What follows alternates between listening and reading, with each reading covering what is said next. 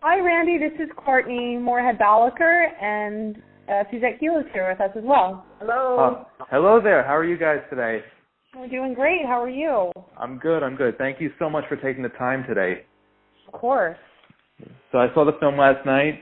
It was really interesting, powerful. Some of the scenes were really, really emotionally charged, and I want to congratulate you on such a great film. Well, thank you so much. Yeah. So I'm curious, what was it about the story that made you want to turn it into a movie?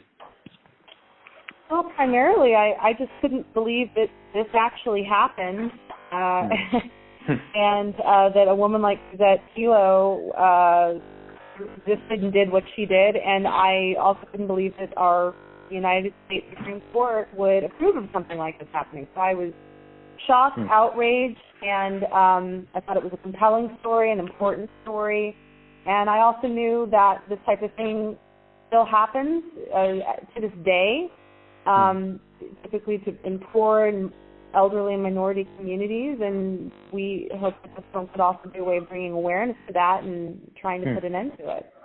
Nice. Great. Susette, what was it like seeing your real-life story converted to the screen? Oh, overwhelming. All right. They did a very nice job of depicting what happened to us. Nice job. Nice. What was it like working with Catherine Keener? Do you think she was a good choice to play you? I think she did a nice job, but I didn't work with her really. Courtney did. Yeah, Susette, unfortunately, they never got to connect prior to us shooting the film. They tried and we tried, but we're an independent film and our schedule was tight, and Susette Kelo worked very, very long hours as a nurse on the East Coast, and we were making the film on the West Coast. Okay. Yeah, so but Catherine was very drawn to the film and Susette, and felt very passionately about the story being told, and she, Susette, just the fact that Susette was somebody who wasn't looking to be in the limelight, was very humble and sometimes stoic, and most people would be pounding their fists against the wall and tearing their hair out. And Catherine really admired that her personality and how she handled everything, and very much against her will being pushed into the public eye. And for me, working with Catherine was very intense and incredible, and I learned so much, and she's just a brilliant force. So were any other actresses considered for the role? I mean, you always have your master list because you don't know who's available and who's going to respond to the material, but Catherine was my first choice. Okay. That's great. What were some challenges you faced on set? Well, for one, I had never directed a house demolition scene. I'm terrified of it. How are we going to pull this off? Because we knew we needed to demolish a real house, but we also knew that we had found our house, that the house that portrays Susette Kelo's house, and unfortunately we couldn't just ask the neighbor next door to that house if we could smash their house just for the film, so we had to shoot it on two different locations on 2 separate days. So I'd say that was the most challenging, but I feel really good about how it came out. And the challenges that any independent film has. We had a lot of speaking roles, a lot of locations, pretty short shoot schedule, but we had just a terrific team, and everybody from the crew to the actors were just really passionate about telling the story. So, they put up with those challenges, and we got our way through it. Nice.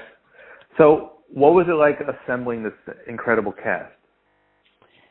Well, once Catherine Keener was on board, it was very easy because she's so well respected. I mean, not only amongst audience goers, but I would say even more so amongst other actors.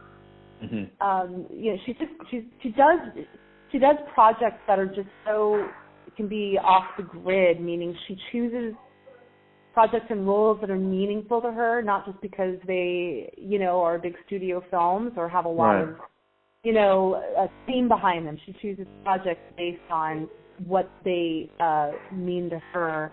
And other actors respect that. And she takes her work so incredibly seriously. So once we had her on board, we reached out to Jean, and Jean is phenomenal, and I've always wanted to work with her and talent. But everyone was really excited, from them to some of the smaller but important roles. Everyone to work with her.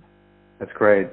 Susette, what was it like seeing all these characters recreating your story? Like, did they pull it off well? Was it accurate? Yes, I feel they did a really good job. Everything they did was perfect. It really was. Great. So are there any other stories that you have in your personal life that you want depicted on screen again? No, not this one. Okay. Nice. So it's a small film. It's a great film. What was it like on set? What was the atmosphere like? Did you hang out when the cameras weren't rolling? What was it like? Well, we had a lot of shoot and not a lot of time. So, look, there were times that were tense. Are we going to make our days? We were pretty lucky with the weather, but, some days we weren't. It's Vancouver after all. We were just coming out, or we were just going into October, where it can typically get a little rainy up there. But the set was, everybody was there for a reason, and we were one of the smaller films in town, and we were known, I found out later, as the good movie. Because there's just a lot of stuff that's big and has a lot of money behind it, and not that they're bad movies by any means, but I think a lot of people were really excited to do something that wasn't a horror film or a big sci-fi film, something that actually had a very human element to it. So I thought that was hilarious. But here I am, we're competing with Star Trek crews and actors, and we're getting this talent that's insanely impressive, and they're like, you're a good movie. Nice.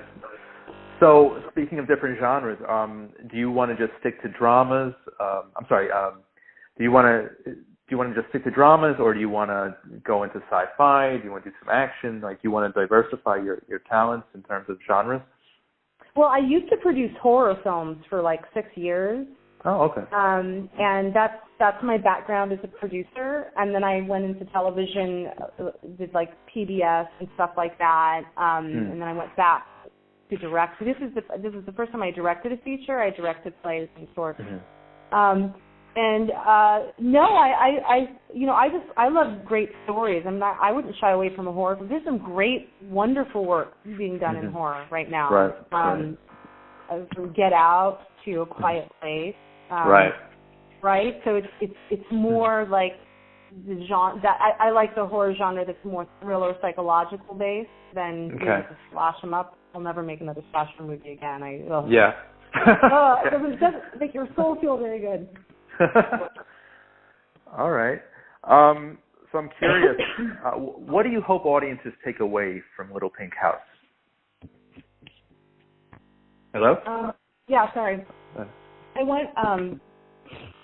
want the audience to walk away feeling and knowing that what happened to Susette and her neighbors was wrong, that it destroyed lives, that it took tremendous tolls physically, financially, emotionally. I want people to know that what Susette did was completely out of her comfort zone. She didn't want to be the face of something, but she did it anyway because it was the right thing to do, and that's what people need to do when they're faced with any challenge or being or if their freedom or the property being threatened.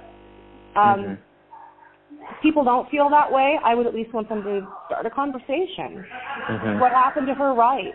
Is it okay to take someone's property so that a wealthy corporation can benefit from it? Right. Even if it creates tax revenue, even if it helps the economy, is that the right thing to do? So we live in pretty polarized times right now, and my hope is that this can unite some people. I mean, when this decision came out in 2005, about 85% of Americans on both sides of the aisle thought this was a horrible decision. And unfortunately, this film is very timely, given our current president, who at the time of the Kelo decision was her most famous opponent and literally said, "I love eminent domain abuse." He thought the decision was great. When we made this film, if you had told me that her most famous opponent would be our next president, I would have laughed you out of the room, but here we are. And the conversation of eminent domain is starting again, as we talked about what's going on with the border wall and things like that. So I really hope that people walk away saying this cannot happen again, and I hope people want to get involved, and they can do that by going to our website, littlepinkhousemovie.com. They'll see we open in theaters this Friday, April 20th, and you'll see all of the different cities we'll be in, 40 counting, which we're really excited about. But there's also a tab where you can get involved. What can I do? How can I be involved in the Impact campaign to bring awareness to this issue called eminent domain abuse and try to put an end to it? That's great. So, I just want to know, what advice do you have for aspiring filmmakers out there?